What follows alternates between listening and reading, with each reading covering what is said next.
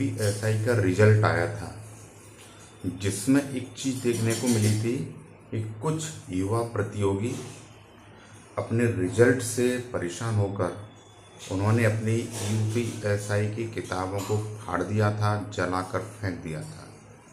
तो मेरा उनसे अनुरोध है कि आप इतनी जल्दी हार मत मानिए, क्योंकि जीत के लिए हमें बहुत संघर्ष करना पड़ता है।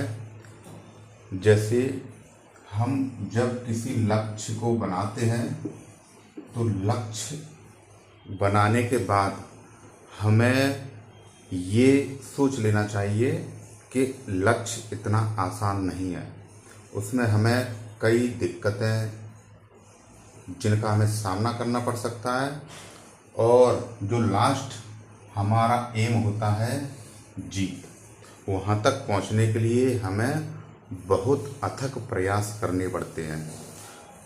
तो सबसे पहले अगर आपने लक्ष्य बनाया है तो आपके अंदर ताजगी होना बहुत ज़रूरी है। जब तक आपके अंदर ताजगी नहीं होगी, आप कोई भी लक्ष्य बना लीजिए, आप यहाँ तक कभी भी नहीं पहुँच पाओगे। ताजगी के बाद आपके अंदर मनोबल होना चाहिए, कई हारों से सामना करने का मनोबल होना चाहिए। हमें पता है कि आज के दौर में कितना कंपटीशन है, तो हमें हार के बाद निराश नहीं होना है, बल्कि हमें और तेजी से संघर्ष करना है और अच्छा प्रयास करना है। संघर्ष आप जितना अच्छा करोगे, आपका परिणाम उतना ही अच्छा आएगा।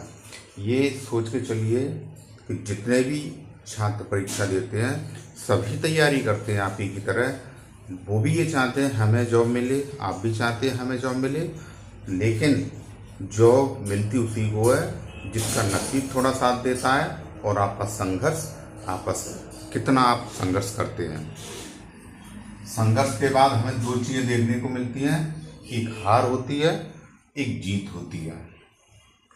हार के बाद हम दो निर्णय लेते हैं, एक हम तैयारी करना छोड़ देते हैं कि अब हमसे तैयारी नहीं होगी, हम किताबों को अलविदा कह देते हैं, और दूसरे वो होते हैं जो हार के बाद और भी ज़्यादा संघर्ष करते हैं कि हमें और तेज़ी से संघर्ष करना है।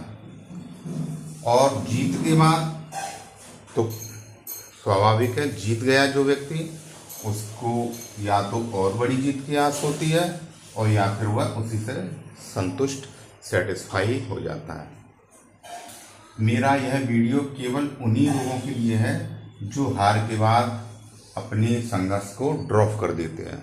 ड्रॉप करने की भी कई वजह होती हैं, सामाजिक, आर्थिक, पारिवारिक, लेकिन यदि इसमें आर्थिक है तो मैं नहीं कह सकता हूँ, लेकिन बाकी अगर आपकी निजी दिक्कत है, हार से आप दिक्कत ये मान के चल रहे हैं कि अब मेरा कहीं सिलेक्शन नहीं होगा, तो मैं आपसे केवल इतनी विनती करता हूँ कि आप एक और प्रयास करिए।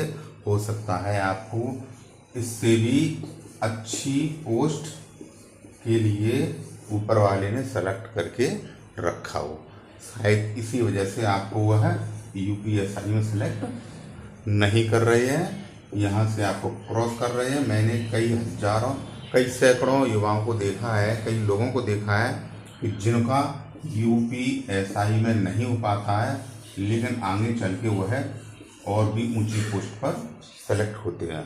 तो लिहाजा मेरा तात्पर्य है कि आप निराश मत होइए और अच्छे से संघर्ष करिए और हमारे चैनल से जुड़े रहिए। @PCS दीप सर। धन्यवाद।